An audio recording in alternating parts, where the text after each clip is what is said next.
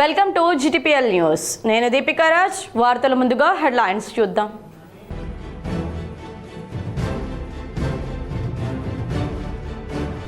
విద్యతో పాటు క్రీడల్లో రాణించాలి. దేవంపల్లి సోషల్ వెల్ఫేర్ రెసిడెన్షియల్ స్కూల్లో జోనల్ స్థాయి స్పోర్ట్స్ మీట్ను ప్రారంభించిన కరీంనగర్ కలెక్టర్ పమేలా సత్పతి.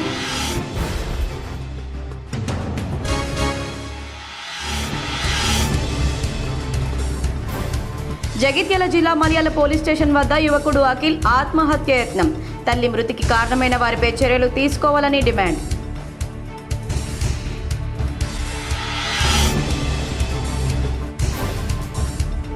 వర్షాలతో పంట నష్టపోయిన రైతులను ప్రభుత్వం ఆదుకోవాలి. మాజీ ఎమ్మెల్యే సుంకె రవిశంకర్ డిమాండ్. తడిసిన ధాన్యం కొనుగోలు చేసి నష్టపరిహారం ఎకరానా 25,000 చెల్లించాలని కలెక్టర్కు వినతి.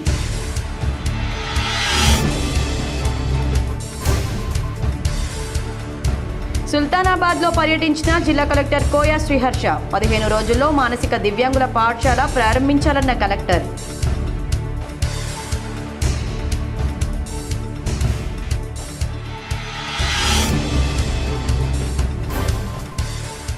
ఫీజు రియంబర్స్మెంట్ బకాయిల కోసం కళాశాలల బంద్కు సంఘీభావంగా కరీంనగర్లో మంత్రి పొన్నం ఇంటి ముట్టడికి ఏఐఎస్ఎఫ్ యత్నం.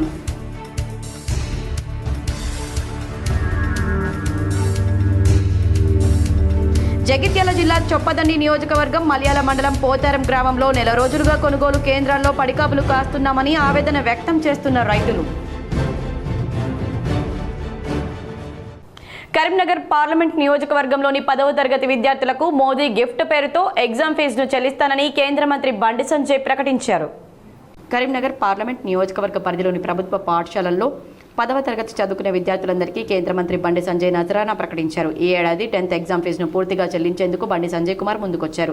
ఈ మేరకు ఆయా జిల్లాల కలెక్టర్లకు కేంద్ర మంత్రి లేఖ రాశారు. అధికార వర్గాలు తెలిపిన వివరాల ప్రకారం కరీంనగర్ పార్లమెంట్ పరిధిలోని ప్రభుత్వ పాఠశాలలో 12,292 మంది విద్యార్థులు 10వ తరగతి చదువుకుంటున్నారు. వారిలో కరీంనగర్ జిల్లాలో 4,847, సిరిసిల్ల జిల్లాలో 4,059, సిద్దిపేట జిల్లాలో 1,118, జగిత్యాల జిల్లాలో 1,135, హన్మకొండ జిల్లాలో 1,133 మంది విద్యార్థులు ఉన్నారని తెలిపారు. వారందరికీ పరీక్ష ఫీజు చెల్లించాలంటే 15 లక్షలకు పైగా ఖర్చవుతుందని, ఆ మొత్తాన్ని తానే భావిస్తానని బండి సంజయ్ తెలిపారు. ఇప్పటికే 10వ తరగతి విద్యార్థులకు సైకిల్ పంపిణీ చేసిన బండి సంజయ్ 9వ తరగతి చదువుకునే విద్యార్థులకు సైతం సైకిళ్లను పంపిణీ చేస్తామని ప్రకటించారు. వచ్చే ఏడాది విద్యా సంవత్సరం ఆరంభంలో మోదీ కిట్స్ పేరుతో విద్యార్థులందరికీ school bag, notebooks, geometry box, pen, పెన్సిళ్లు, స్టీల్ వాటర్ బాటిళ్లను పంపిణీ చేయబోతున్నారు. కరీంనగర్ జిల్లాలో రేపు గవర్నర్ జిష్ణుదేవ్ పర్యటించనున్నారు. అధికారులు భారీ ఏర్పాట్లు చేశారు.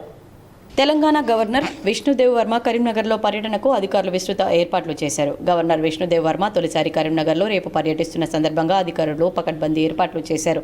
ఉదయం 10 గంటలకు కరీంనగర్ చేరుకుని గవర్నర్ ముందుగా శాతవాహన యూనివర్సిటీ స్నాతకోత్సవానికి హాజరవుతారు. విద్యార్థులకు బంగారు పథకాలు, PhD పట్టాలు ప్రదానం చేసిన అనంతరం సెమినార్ హాల్ను ప్రారంభిస్తారన్నారు. యూనివర్సిటీ ఆవరణలో మొక్కలు నాటుతారు. అనంతరం యూనివర్సిటీ నుంచి నేరుగా కలెక్టరేట్కు చేరుకొని అభివృద్ధి సంక్షేమ కార్యక్రమాలపై ఉమ్మడి జిల్లా అధికారులతో సమీక్ష నిర్వహిస్తారు. గవర్నర్ పర్యటన సందర్భంగా కలెక్టరేట్, యూనివర్సిటీ వద్ద అధికారులు పకడ్బందీ చర్యలు చేపట్టారు.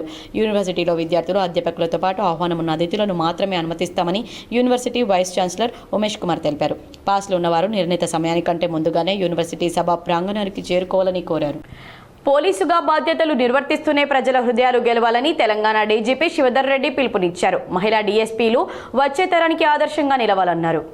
గ్రూప్ 1 ద్వారా ఎన్నికైన డిఎస్సీలకు హైదరాబాద్ పోలీస్ అకాడమీలో శిక్షణ తరగతులను డీజీపీ శివధర్ రెడ్డి ప్రారంభించారు. ఈ కార్యక్రమానికి డీజీపీ హాజరయ్యారు. మొత్తం 112 మందికి శిక్షణ ప్రారంభిస్తున్నామని, ఇప్పటివరకు ఇదే అతిపెద్ద బ్యాచ్ అని అన్నారు. ఈ కార్యక్రమంలో అకాడమీ డైరెక్టర్ అభిలాష బిస్తు కూడా పాల్గొన్నారు. కరీంనగర్ జిల్లాలో సైబర్ నేరాల పట్ల ప్రతి ఒక్కరు అవగాహన కలిగి ఉండాలని పోలీసులు సూచించారు. కరీంనగర్ జిల్లా హుజరాబాద్ పట్టణంలో సైబర్ జాగృతి దివస్ సందర్భంగా ఎస్ఐ యూనస్ అలీ ఆధ్వర్యంలో స్థానిక హైస్కూల్ మైదానంలో వాకర్స్ బాలికల ఉన్నత పాఠశాలలో విద్యార్థులకు సైబర్ నేరాలపై అవగాహన కల్పించారు.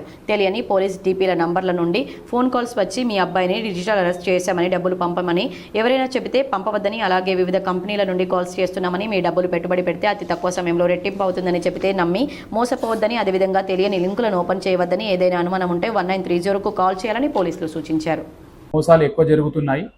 ప్రజలు కూడా ఎవరిని ఫోన్లో పోలీస్ ఆఫీసర్ అని కానీ, పోలీస్ ఆఫీసర్ డీపీ పెట్టుకొని కాల్ చేసి మేము పోలీస్ సిబిఐ నుండి మాట్లాడుతున్నాం, మీ పిల్లలు డిజిటల్ అరెస్ట్ చేస్తున్నాం అని చెప్పి, లేదంటే డ్రగ్స్ కేసులో ఇరుక్కున్నారని, లేదంటే సైబర్ కేసులో ఇరుక్కున్నారని, ఇమీడియట్గా మీరు ఇంత అమౌంట్ పంపిస్తేనే మీ అబ్బాయిని విడుదల చేస్తాం అని ఇట్లా పట్టణంలో వివిధ పేరెంట్స్ కూడా ఫోన్ చేయడం జరిగింది. వాళ్ళు ఎట్టి పరిస్థితుల్లో టెన్షన్ పడొద్దు, అట్లాంటి ఏ పోలీస్ ఆఫీసర్ కూడా ఫేక్ డీపీతోని అట్లా కాల్ చేయడం జరగదు.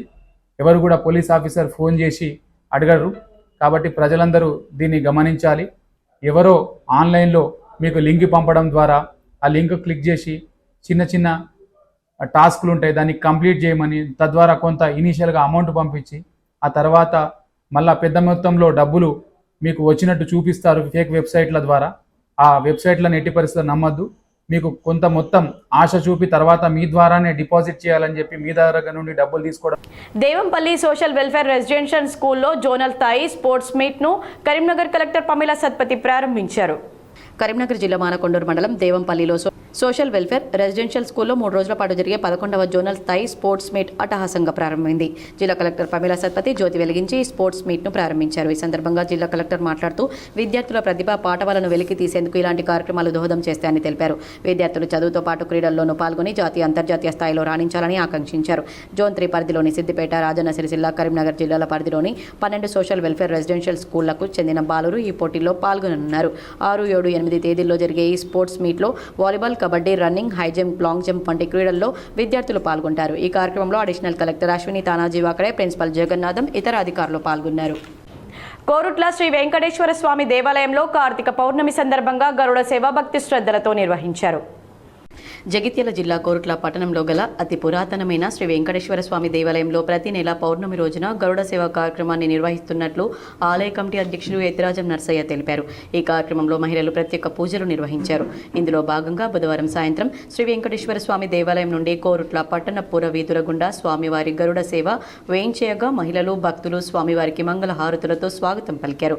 ఈ సందర్భంగా ఆలయ అధ్యక్షులు ఎత్తిరాజం నర్సయ్య మాట్లాడుతూ తిరుమల తిరుపతి దేవస్థానంలో మాదిరిగానే కోరుట్ల పట్టణంలో ప్రతి నెల పౌర్ణమి రోజున గరుడ సేవ కార్యక్రమాన్ని నిర్వహించాలనే ఆలోచనతో ఈ కార్యక్రమాన్ని చేపట్టామని, దీనికి పట్టణ ప్రజలు, మహిళలు, భక్తులు అధిక సంఖ్యలో పాల్గొని స్వామివారికి మంగళ హారతులతో స్వాగతం పలుకుతూ ఈ కార్యక్రమాన్ని విజయవంతం చేయాలని ఆయన కోరారు.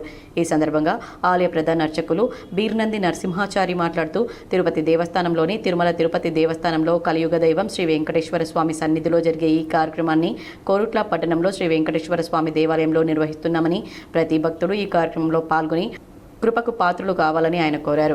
ఈ కార్యక్రమంలో ఆలయ చైర్మన్ ఎత్తిరాజం నర్సయ్య, ధర్మకర్తలు కటుకం దివాకర్, నేతి శ్రీనివాస్, కోట గంగాధర్, గోడికే రాములు, చిలివేరు విజయ్, చిట్యాల పద్మ, ఆలయ EO M Vikram, junior assistant Pedipalli Narsaiah, ఆలయ ప్రధాన అర్చకులు బీర్నంది నరసింహాచారి తదితరులు పాల్గొన్నారు. దీపానికి ప్రతీక కార్తీకంలో దీపాలు అంటే ఇది దామోదర మాసం అంటారు. దీన్ని దామోదరుడు కొలువై ఉన్నటువంటి మాసము కార్తీక మాసము. అయితే ఈ దీపాలను వెలిగిస్తే మనము మన చేసుకున్నటువంటి పాపాలన్నీ కూడా ప్రక్షాళన అయిపోతాయట. దీపం ఎందుకు అంటే మనము దీపాలు వెలిగించినప్పుడు మనం ఇంట్లోనే దీపాలు వెలిగించుకుంటాము, కానీ మనందరికీ మోక్షం వస్తున్న దీపాలు వెలిగిస్తే మరి పశుపక్షాలకు, క్రిమి కీటకాలకు మరి మోక్షం ఎట్లా రావాలి అంటే ఆ భగవంతుడు ఈ కార్తీక మాసంలో ఆకాశ దీపాన్ని ఏర్పాటు చేయించాడు. ఇది ఆకాశంలో ఎగురుతూ ఉంటే దీపము, ఆ దీపాన్ని చూసి పశుపక్షాదులు అన్నీ కూడా, క్రిమి కీటకాలన్నీ కూడా ఆ దీపాన్ని, కార్తీక దామోదర దీపాన్ని దర్శనం చేసుకొని అది రోడ్డు కాంట్రాక్టర్ నిర్వాహకంతో ఆంజనేయ స్వామి విగ్రహం నిండా మునిగింది. పూర్తి వివరాలు ఈ విధంగా ఉన్నాయి.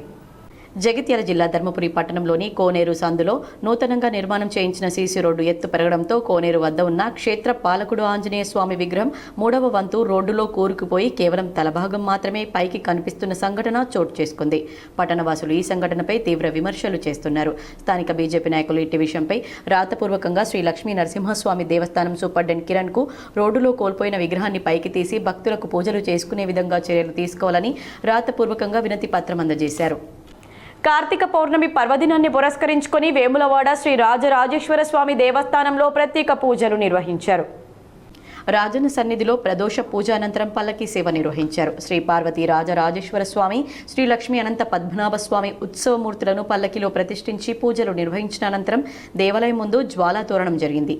కార్తీక పౌర్ణమి రోజున త్రిపురాసురుడు అనే రాక్షసుడిని శివకేశవులు కలిసి అంతం చేశారని, ఆశ్వయుజ శుద్ధ పౌర్ణమి నుండి కార్తీక శుద్ధ పౌర్ణమి వరకు నెల రోజుల పాటు శివకేశవులను ఆరాధిస్తే సకల పాపాలు తొలగి పుణ్యం జరుగుతుందని పురాణాల ద్వారా తెలుస్తుంది.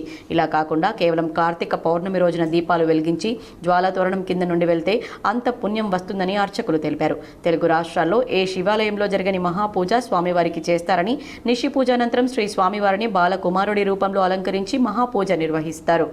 జ్వాలాతోరణం కార్తీక పూర్ణిమను పురస్కరించుకొని ప్రదోషకాలంలో విశేషంగా ఆ త్రిపురాసురులను శంకరుడు దహించినటువంటి రోజును పురస్కరించుకొని చక్కగా విశేషంగా ఈ జ్వాలాతోరణ కార్యక్రమాన్ని నిర్వహిస్తున్నారు. ఈ కార్యక్రమంలో భక్తులందరూ కూడా పాల్గొని అపమృత్యు దోషాన్ని కూడా తొలగించుకోవాలి.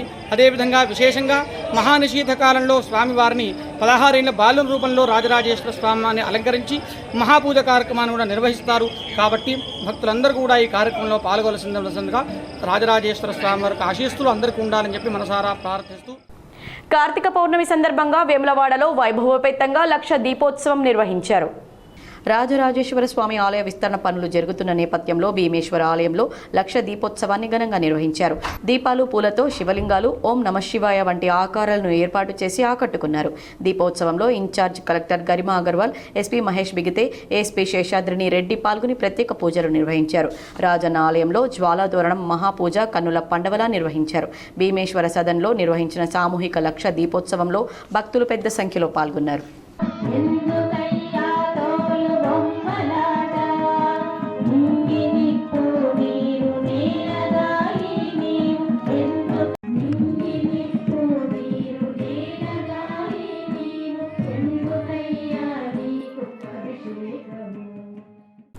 జగిత్యాల జిల్లా ధర్మపురి శ్రీ లక్ష్మీ నరసింహస్వామి క్షేత్రంలో వైభవోపేతంగా దీపోత్సవం నిర్వహించారు. ధర్మపురి బ్రహ్మ పుష్కరిణిలో కార్తీక పౌర్ణమి సందర్భంగా దీపాలు వెలిగించారు. కోనేరు చుట్టూ లక్ష దీపాలు వెలిగించారు. కోనేరు మండపంలో శ్రీ లక్ష్మీ నరసింహస్వామి చిత్రపటం వద్ద ప్రత్యేక దీపోత్సవ పూజలు నిర్వహించారు. అర్చకులు దీపాల కాంతులతో బ్రహ్మ పుష్కరిణి దేదీప్యమానంగా ప్రకాశించింది. భక్తులు ఈ సుందర దృశ్యం కనువిందు చేసింది. వేలాది మంది భక్తులు తరలివచ్చి దీపారాధన చేసి ప్రత్యేక పూజలు నిర్వహించారు. సన్నివేశాన్ని కనులారా వీక్షించి ఆనందం వ్యక్తం చేశారు. జయ గంగే మాతా జయ గంగాధర హర జయ శివ గిరిజాధీశ ప్రభు జయ శివ గిరిజాధీశ కృపయా జగదీశ ఓ హర హర హర మహదేవ కైలాసే గిరి శిఖరే శివ కల్పద్రువ విపినే గుంజతి మధుకర పుంజే గుంజతి మధుకర పుంజే గుంజవహే గహనే. 15 రోజుల్లో మానసిక దివ్యాంగుల పాఠశాల ప్రారంభించాలని పెద్దపల్లి జిల్లా కలెక్టర్ కోయా శ్రీహర్ష సంబంధిత అధికారులను ఆదేశించారు. సుల్తానాబాద్లో కలెక్టర్ పర్యటించి నిర్మాణంలో ఉన్న మానసిక దివ్యాంగుల పాఠశాల, వృద్ధాశ్రమం పనులను, కేంద్రీయ డ్రగ్ స్టోర్లను ఆకస్మికంగా సందర్శించారు. నిర్మాణం అవుతున్న మానసిక దివ్యాంగుల పాఠశాల పెండింగ్ పనులు వేగవంతంగా పూర్తి చేసి 15 రోజుల్లో ప్రారంభించాలని కలెక్టర్ ఆదేశించారు. వృద్ధాశ్రమ నిర్మాణ పనులు కూడా వేగవంతంగా పూర్తి చేసి ప్రారంభించేందుకు సన్నద్ధం చేయాలని అధికారులకు సూచించారు. దివ్యాంగుల పాఠశాలలో అడ్మిషన్ కోసం 40 మంది పిల్లలు వచ్చిన నేపథ్యంలో తల్లిదండ్రులతో సంప్రదిస్తూ రెగ్యులర్గా పిల్లలు పాఠశాలకు వచ్చేలా చూడాలని, పిల్లలకు అవసరమైన బోధనా సామాగ్రి, ఆట వస్తువులు సిద్ధం చేయాలన్నారు. అనంతరం కేంద్రీయ డ్రగ్ స్టోర్లను ఆకస్మికంగా పరిశీలించి వైద్య కళాశాల రామగుండంకు మందుల సరఫరా రెగ్యులర్గా ఉండాలని తెలిపారు. డ్రగ్ స్టోర్ పరిసరాలను పరిశుభ్రంగా ఉంచుకోవాలని కలెక్టర్ సూచించారు. జగిత్యాల జిల్లా చొప్పదండి నియోజకవర్గం మల్యాల మండలం పోతారం గ్రామంలో వడ్ల తూకంలో జాప్యం జరుగుతుందని రైతులు ఆవేదన వ్యక్తం చేశారు. జగిత్యాల జిల్లా చొప్పదండి నియోజకవర్గం మల్యాల మండలం పోతారం గ్రామంలో నెల రోజులుగా కొనుగోలు కేంద్రాల్లో పడికాపులు కాస్తున్నామని రైతులు ఆవేదన వ్యక్తం చేశారు. పంట కోసి ఎండబెట్టిన రైతులు కేంద్రాల వద్ద రోజు కాపలా కాస్తూ నిరీక్షిస్తున్నారు. కానీ వడ్ల తూకం మాత్రం మొదలయ్యే పరిస్థితి లేదు.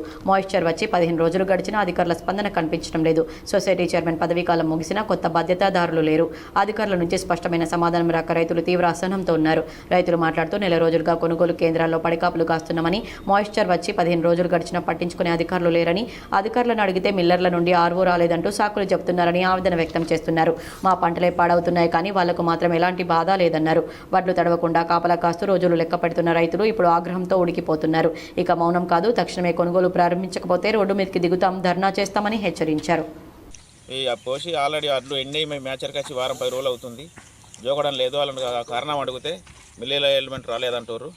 ఏం చేసుడు, కైకిళ్ళు పెట్టుకొని ఇటు ఆడ పంట నష్టపోయినాం, ఇక్కడ ఇబ్బంది కూడా అవుతుంది. ఈ వర్షాలతో ఇబ్బంది అవుతుంది. జోకులు లేదు, ఏం లేదు, ఏం చేసుడు. ఎవరు దీనికి బాధ్యులు, ఎవరు వహిస్తారు, ఏం చేయాలి చెప్పుర్రి. పోయిన సంవత్సరం తొందరగా వెళ్ళినా ఈ సంవత్సరం ఎందుకు మిల్లర్ అల్టిమేట్ చేస్తలేరు ఏంది? ఎవరిని అడుగురు అధికారులు, ఇక్కడ చైర్మన్ లేరు, ఎవరు లేరు. చైర్మన్ల పదవి కాలం తీసేసారు. ఎవరిని సార్లు అంటే సార్ అత్తలేడు, ఏ సారు ఏంటంటే ప్రభుత్వ ఉద్యోగులపై దాడికి పాల్పడే వారిపై నాన్ బెయిలబుల్ కేసులు నమోదు చేసి కఠిన చర్యలు తీసుకోవాలని టీఎన్జీఓ జిల్లా అధ్యక్షులు శ్రీనివాస్ రెడ్డి డిమాండ్ చేశారు. కరీంనగర్లో జరిగిన టీఎన్జీఓల జిల్లా కార్యవర్గ సమావేశంలో ప్రభుత్వ ఉద్యోగుల ఆవేదన, పెన్షన్ సమస్య, రిటైర్మెంట్ బెనిఫిట్స్ ఆలస్యం, ఉద్యోగులపై జరుగుతున్న దాడులు, 317 జీవో ప్రభావం వంటి అనేక కీలక అంశాలపై చర్చించారు. ఈ సందర్భంగా శ్రీనివాస్ రెడ్డి మాట్లాడుతూ ఏసీబీ అధికారులు చిరు ఉద్యోగులపై దాడులు చేసే ముందు వారిపై జిల్లా అధికారుల ఒత్తిడి ఉందా అనేది పరిశీలించాలని కోరారు. ప్రభుత్వ ఉద్యోగుల సంక్షేమాన్ని ఎన్నికల మేనిఫెస్టో అంశంగా కాకుండా రాజ్యాంగబద్ధమైన బాధ్యతగా తీసుకోవాలని ప్రభుత్వాన్ని కోరుతూ తీర్మానం చేశారు. మోంతా తుఫాన్ వల్ల నష్టపోయిన రైతులను ప్రభుత్వం వెంటనే ఆదుకోవాలని చొప్పదండి మాజీ ఎమ్మెల్యే సుంకె రవిశంకర్ డిమాండ్ చేశారు. చొప్పదండి నియోజకవర్గ బీఆర్ఎస్ నాయకులతో కలిసి కరీంనగర్లో డీఆర్ఓకు వినతి పత్రం అందజేశారు. మీడియాతో మాట్లాడుతూ గత వారం రోజుల క్రితం కురిసిన వర్షం కారణంగా చొప్పదండి నియోజకవర్గంలో 1000 ఎకరాల్లో వరి పంట దెబ్బతిందన్నారు. రైతులు అరిగోస పడుతున్న జిల్లా ఇన్ఛార్జ్ మంత్రి ఉత్తమ్ కుమార్ రెడ్డి స్వయంగా ఆయనే సివిల్ సప్లై మంత్రిగా ఉండి కూడా కనీసం ఒక్క రివ్యూ కూడా పెట్టిన దాఖలాలు లేవని ఆయన ఆవేదన వ్యక్తం చేశారు. గత బీఆర్ఎస్ ప్రభుత్వంలో నాయకులు ప్రజలతో రైతులతో మమేకమై స్థానిక సమస్యల పట్ల పూర్తిగా అవగాహనతో ఉండి ఎప్పటికప్పుడు పర్యవేక్షించేవారన్నారు. ఇప్పుడు ఎన్నికైన చొప్పదండి శాసనసభ్యుడు ఎక్కడుంటారో ఎవరికి తెలియదన్నారు. ఇప్పటికైనా జిల్లాధికారులు క్షేత్రస్థాయి పరిశీలన చేసి పంట నష్టం అంచనా వేసి పంట నష్టపోయిన రైతులకు ఎకరానికి 25,000 రూపాయల చొప్పున నష్టపరిహారం చెల్లించారన్నారు. తడిసిన వరి ధాన్యాన్ని కటింగ్ లేకుండా కొనుగోలు చేయాలని డిమాండ్ చేశారు. మలయాళ పోలీస్ స్టేషన్ వద్ద యువకుడు అఖిల్ ఆత్మహత్యాయత్నం కలకలం సృష్టించింది. నూకపల్లికి చెందిన అఖిల్ న్యాయం కోసం స్టేషన్ వద్ద ఒంటిపై పెట్రోల్ పోసుకొని ఆత్మహత్యకు యత్నించాడు. అఖిల్ తల్లి ఇటీవల ఆత్మహత్య చేసుకుంది. తల్లి మృతికి కారణమైన వారిపై చర్యలు తీసుకోవాలని అఖిల్ పోలీసులను ఆశ్రయించాడు. రోజులు గడిచినా ఎలాంటి చర్యలు తీసుకోకపోవడంతో పోలీస్ స్టేషన్ ప్రధాన గేటు ఎక్కి నిరసన తెలిపాడు. ఒంటిపై పెట్రోల్ పోసుకొని అంటించుకునే లోపే పోలీసులు పట్టుకుని ఆసుపత్రికి తరలించారు. ఇటీవల తల్లి ఆత్మహత్యకు కారణమైన వారిపై చర్యలు తీసుకోలేదని అఖిల్ ఆవేదన వ్యక్తం చేశాడు. యువకుడి ఆత్మహత్యాయత్నంతో మలయాళ పోలీస్ స్టేషన్ వద్ద స్వల్ప ఉద్రిక్తతకు దారితీసింది. తల్లి మృతిపై దర్యాప్తు వేగవంతం చేయాలని కుటుంబ సభ్యులు డిమాండ్ చేశారు. ఫీజు రియంబర్స్మెంట్, బకాయి స్కాలర్షిప్ల కోసం కళాశాలల బంద్కు సంఘీభావంగా కరీంనగర్లో ఏఐఎస్ఎఫ్ విద్యార్థులు మంత్రి పొన్నం ప్రభాకర్ ఇల్లు ముట్టడి స్వల్ప ఉద్రిక్తతకు దారితీసింది. ఫీజు రియంబర్స్మెంట్ బకాయిల కోసం గత 4 రోజులుగా ప్రైవేట్ కళాశాలలు బంద్ పాటిస్తున్నాయి. బంద్కు సంఘీభావంగా కరీంనగర్లో ఏఐఎస్ఎఫ్ కార్యకర్తలు తెలంగాణ చౌక్ నుంచి మంత్రి పొన్నం ఇంటి వరకు ర్యాలీ నిర్వహించారు. మంత్రి పొన్నం ప్రభాకర్ ఇంటిని ముట్టడించేందుకు యత్నించగా పోలీసులు అడ్డుకున్నారు. దీంతో పోలీసులకు ఏఐఎస్ఎఫ్ కార్యకర్తల మధ్య తోపులాట చోటు చేసుకుంది. స్వల్ప ఉద్రిక్తతకు దారితీయడంతో ఏఐఎస్ఎఫ్ రాష్ట్ర అధ్యక్షులు మణికంఠరెడ్డితో పాటు పలువురిని పోలీసులు అరెస్ట్ చేశారు. ఏకకాలంలో కాంగ్రెస్ ప్రభుత్వం ఫీజు రియంబర్స్మెంట్, స్కాలర్షిప్ పెండింగ్ బకాయిలను చెల్లిస్తామని హామీ ఇచ్చి మోసం చేసిందని ఆందోళన వ్యక్తం చేశారు. బకాయిలు రాక గత 4 రోజులుగా కళాశాలల బంద్తో పేద విద్యార్థులు ఉన్నత విద్యకు దూరమయ్యే పరిస్థితి ఏర్పడిందని తెలిపారు. పేద విద్యార్థులకు ఉన్నత విద్యను అందించేందుకు గతంలో కాంగ్రెస్ ప్రభుత్వం ఫీజు రియంబర్స్మెంట్ తీసుకువస్తే నేడు రేవంత్ రెడ్డి ప్రభుత్వం దానికి తూట్లు పొడిచి పేద విద్యార్థుల జీవితాలతో చెలగాట మారుతుందని ఆరోపించారు. ప్రభుత్వం వెంటనే స్పందించి బకాయి ఫీజు రియంబర్స్మెంట్, స్కాలర్షిప్ నిధులు విడుదల చేయకుంటే ఆందోళన ఉధృతం చేస్తామని హెచ్చరించారు. రేవంత్ రెడ్డి ఫీజు బకాయిలు విడుదల చేయకుండా విద్యార్థుల జీవితాలతో చెలగాట మారుతున్నారు కాబట్టి విద్యార్థి నాయకులు అనుభవం మీరు సీఎంని నిలదీయండి. లక్షలాది మంది విద్యార్థులు రోడ్లపై ఉంటున్నారు. వాళ్ళ చదువులకు 4 రోజుల నుంచి ఆటంకం కలుగుతా ఉంది. సీఎం మొద్దు నిద్ర ఉన్నాడు కాబట్టి సీఎం లేపండి. పొన్నం ప్రభాకర్ గారు విద్యార్థుల ఫీజు బకాయిలు విడుదల చేయాలని డిమాండ్ చేస్తా ఉన్నాం. అధికారంలో వస్తే ఫీజు బకాయిలు విడుదల చేస్తామన్నారు. విద్యార్థుల ఫీజు బకాయిలు ఇస్తలేరు. ఇలా చదువుకోవాల్సిన విద్యార్థులు ఇంటికాడ ఉండే పరిస్థితి కాంగ్రెస్ ప్రభుత్వంలో వచ్చింది. రాజశేఖర రెడ్డి గారు ప్రవేశపెట్టిన పథకాన్ని రేవంత్ రెడ్డి తూటుపరుస్తూ ఉన్నారు. గోదావరి కనిలో దారి మైసమ్మ గుళ్ళు ధ్వంసం చేసిన గుర్తు తెలియని వ్యక్తులు ఆగ్రహంతో స్థానికులు ఆందోళన వ్యక్తం చేస్తున్నారు. పెద్దపల్లి జిల్లా రామగుండంలో దైవ భక్తితో ఏర్పాటు చేసుకున్న గ్రామ దేవతల గుళ్లను కూల్చివేయడంపై స్థానికులు ఆగ్రహం వ్యక్తం చేస్తున్నారు. ఎన్నో సంవత్సరాలుగా అనాదిగా తాము ఆరాధన స్థలంగా ఉన్న గుళ్లను అకస్మాత్తుగా కూల్చివేయడం వెనుక ఎవరు ఉన్నారో తెలియడం లేదని ప్రజలు ఆవేదన చెందుతున్నారు. ఈ ఘటనపై అధికారులు తక్షణమే దర్యాప్తు చేపట్టి బాధ్యులపైన కఠిన చర్యలు తీసుకోవాలని స్థానికులు కోరుతున్నారు. ఈ గ్రామ దేవతలను రోడ్డు మీద ఉండొద్దని తీసేసుడు కరెక్ట్ కాదు. ఇది ఒక దైవ సంకల్పం. ఇప్పటి వరకు ఈ ఏరియాలో 62 మంది యాక్సిడెంట్ అయి చనిపోయారు. అప్పుడు ఈ రోడ్డు వాళ్ళు కూడా మళ్ళీ గుడి నిర్మించారు. కాబట్టి ఈ గ్రామ దేవతలను తీసేసుడు కరెక్ట్ కాదు.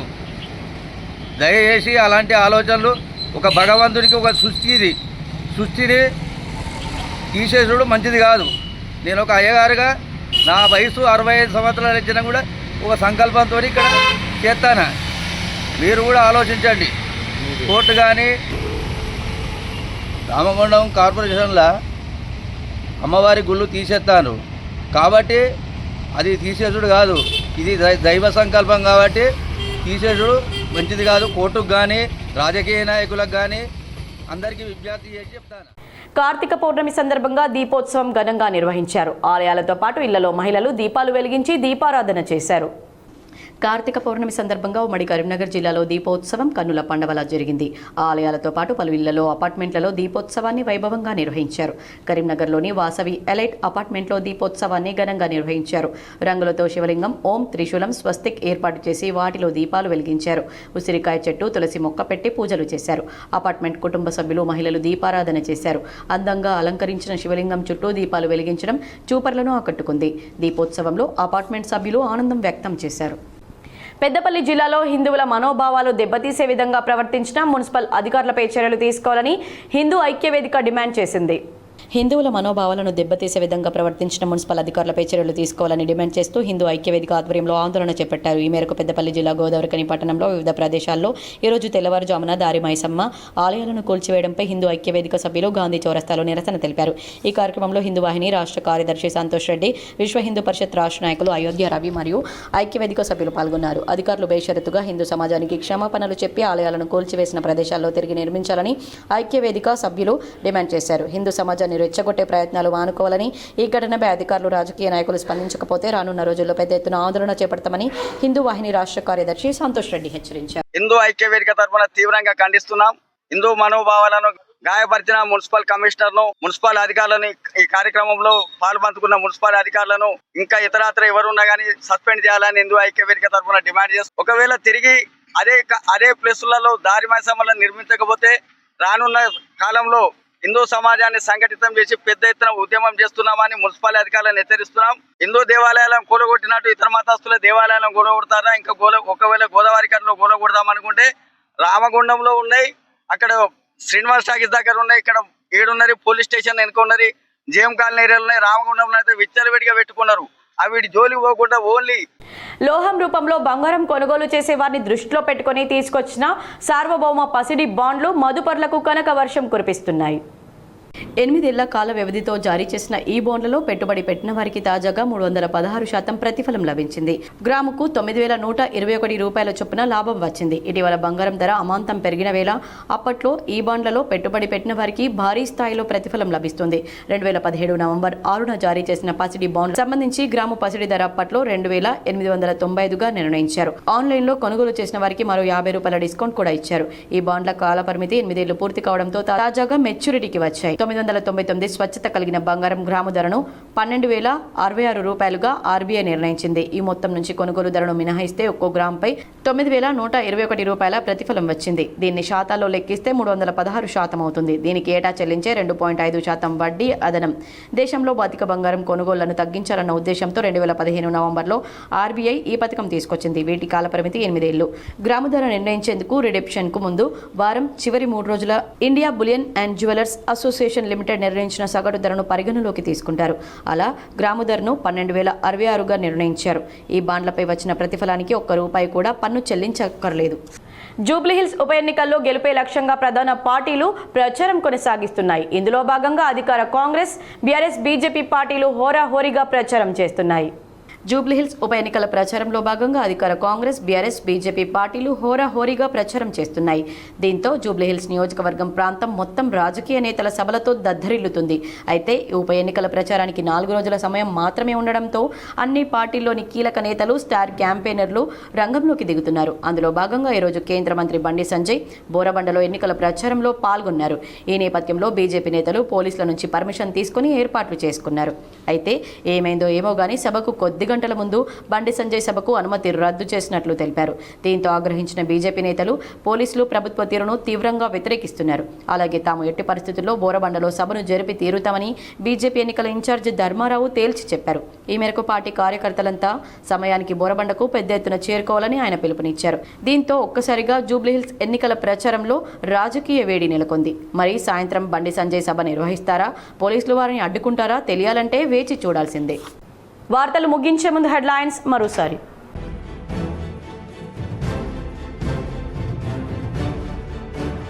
విద్యతో పాటు క్రీడల్లో రాణించాలి. దేవంపల్లి సోషల్ వెల్ఫేర్ రెసిడెన్షియల్ స్కూల్లో జోనల్ స్థాయి స్పోర్ట్స్ మీట్ను ప్రారంభించిన కరీంనగర్ కలెక్టర్ పమేలా సత్పతి.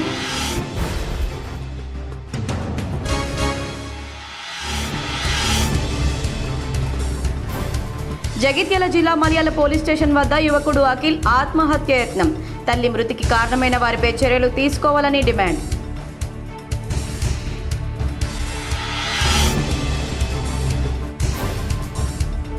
వర్షాలతో పంట నష్టపోయిన రైతులను ప్రభుత్వం ఆదుకోవాలి. మాజీ ఎమ్మెల్యే సుంకె రవిశంకర్ డిమాండ్. తడిసిన ధాన్యం కొనుగోలు చేసి నష్టపరిహారం ఎకరానా 25,000 చెల్లించాలని కలెక్టర్కు వినతి.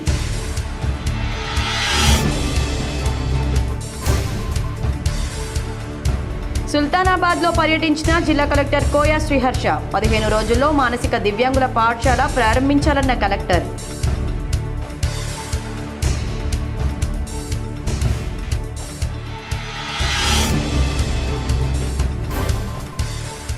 ఫీజు రియంబర్స్మెంట్ బకాయిల కోసం కళాశాలల బంద్కు సంఘీభావంగా కరీంనగర్లో మంత్రి పొన్నం ఇంటి ముట్టడికి ఏఐఎస్ఎఫ్ యత్నం.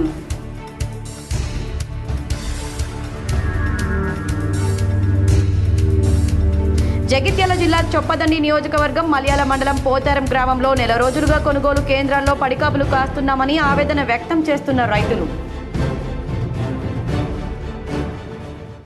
ఈ వార్తలు ఇంతటితో సమాప్తం. తిరిగి ప్రసారమయ్యే వార్తల్లో మళ్ళీ కలుద్దాం. అంతవరకు చూస్తూనే ఉండండి మీ GTPL.